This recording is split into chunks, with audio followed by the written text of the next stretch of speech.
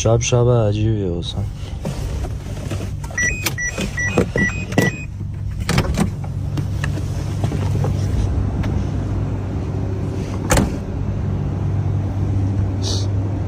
تا آخر نگاه کن میفهمی چرا. نه داشتم همچین جایی با این بیام ولی عجله شد دید.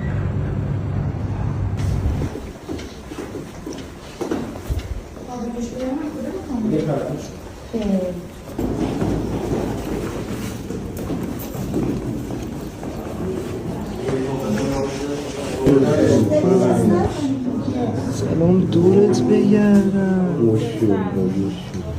بچه همو ببین.